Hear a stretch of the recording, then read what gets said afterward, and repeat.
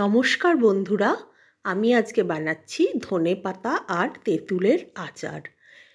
শীতে ধনেপাতা বেশ সস্তা হয়, তো এই সময় আপনারাও এই রকম আচার বানিয়ে সারা বছরের জন্য স্টোর করে রাখতে পারেন।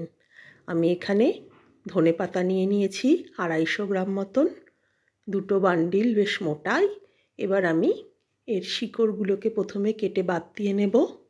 দিয়ে এটাকে খুব ভালো করে পরিষ্কার করে ধুয়ে বেশ কিছুক্ষণ জলে ভিজিয়ে তারপরে জল থেকে তুলে ঝুড়িতে রেখে পুরো জলটা শুকিয়ে নেব। এদিকে আমি তেঁতুল নিয়ে নিয়েছি এরকম দুটো দলা। এটাকে উষ্ণ একটু গরম জল দিয়ে ভিজিয়ে বেশ কিছুক্ষণ রেখে দেব, 15-20 মিনিট মতন।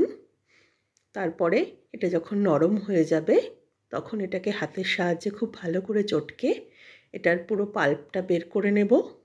আর যে খোসাটা আছে সেগুলোকে আমি একটা ছাঁকনির সাহায্যে ছেঁকে একদম স্মুথ একটা পাল্প বের করে নেব।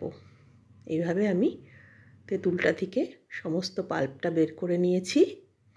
এবার আমি এই ধনেপাতাটার জল ঝরে গেছে, এটাকে রাফলি একটু চপ করে নেব। এইভাবে আমি এটাকে কেটে নেব, তাহলে এটা আমি যখন মিক্সিতে গ্রাইন্ড করব তখন আঁশ লাগবে না, একদম স্মুথ হবে বাটাটা। এবার আমি একটা প্যান গরম করে নিচ্ছি, এর মধ্যে আমি কুচিয়ে রাখা ধনেপাতাটা দিয়ে দিচ্ছি। দিয়ে এটাকে আমি খুব ভালো করে নেড়ে নেড়ে এটা সমস্ত ময়েশ্চারটা, জলটা শুকিয়ে নেব। দেখুন কত অল্প হয়ে গেল, কতটা ধনেপাতা, এটার প্রায় জলটা শুকিয়ে এসছে। এইভাবে সমস্ত জলটা শুকিয়ে নিলে এটা অনেক দিন প্রিজার্ভ করা যায়।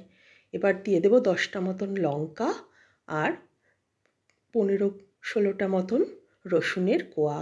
আবার সমস্ত কিছুকে খুব ভালো করে নেড়ে একটু সিদ্ধ করে নেব। এবার ফ্লেমটা অফ করে এটাকে সম্পূর্ণ ঠান্ডা করে নেব। তারপরে আমি এটাকে মিক্সার গ্রাইন্ডারের মধ্যে দিয়ে পেস্ট করে নেব। এইভাবে আমি এই ধনেপাতা, রসুন আর কাঁচা লঙ্কাটাকে একদম মিহি পেস্ট করে নিলাম। এটা যেহেতু কুচিয়ে নিয়েছিলাম তাই পেস্টটাও খুব স্মুথ হয়েছে। এবার একটা প্যানে অল্প তেল দিয়ে আমি তেঁতুলের পাল্পটাকেও একটু জাল দিয়ে নেব। ভালো করে একটু যখন তেঁতুলের পাল্পটা ফুটে আসবে তখন আমি এর মধ্যে দিয়ে দেব বেটে রাখা ধনেপাতাটা। ধনেপাতাটাকে অবশ্যই একদম জল ছাড়া শুকনোভাবেই বাটতে হবে, কোনো রকম জলের ইউজ করলে চলবে না। এবার ধনেপাতা আর তেঁতুলটাকে খুব ভালো করে একসঙ্গে মিশিয়ে নিয়ে একটু জাল দিয়ে নেব। এবার আমি এর মধ্যে দিয়ে দেব স্বাদ অনুযায়ী নুন। আমি যেহেতু প্রথমে নুন দিইনি তাই একটু নুন দিলাম, আর অল্প একটু আখের গুড় গুঁড়ো করে দিয়ে দিচ্ছি। এতে নুন মিষ্টির ব্যালেন্সটাও খুব সুন্দর হবে আর খুব একটা মিষ্টি হবে না।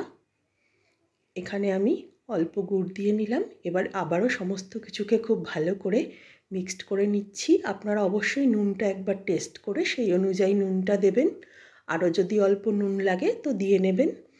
এইভাবে এই পেস্টটা রেডি হয়ে গেছে আচারটা। এবার আমি ফ্লেম অফ করে এই আচারটাকে একটা বাটির মধ্যে তুলে নেব। এইভাবে তুলে নিলাম। এবার এক বাটি তেল আবার আমি গরম করতে বসিয়ে দেব। এর মধ্যে দিয়ে দেব বেশ কিছু রসুন আর দুটো শুকনো লঙ্কা। সমস্ত কিছু যখন এইভাবে তেলটা যখন খুব ভালো মতন ফুটে যাবে তখন আমি আবার ফ্লেমটাকে অফ করে নেব। দিয়ে আমি এই তেলটাকে একদম নর্মাল টেম্পারেচারে এনে তারপরে ধনেপাতা তেঁতুলের চাটনিটার সঙ্গে মিশিয়ে দেব। এটাকে খুব ভালো করে একসঙ্গে মিক্সড করে নেব। এতে এই আচারটা অনেক দিন রেখে খাওয়া যাবে। এবার আমি একটা কাচের কন্টেনার নিয়ে নিয়েছি, এটাকেও একদম শুকনো করে নিয়েছি, কোনো জল থাকলে চলবে না।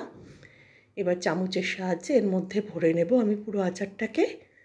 এইভাবে আমি বানিয়ে নেব এই তেঁতুল আর ধনেপাতার আচার। আপনারাও বানিয়ে দেখবেন, আশা করি খুব ভালো লাগবে।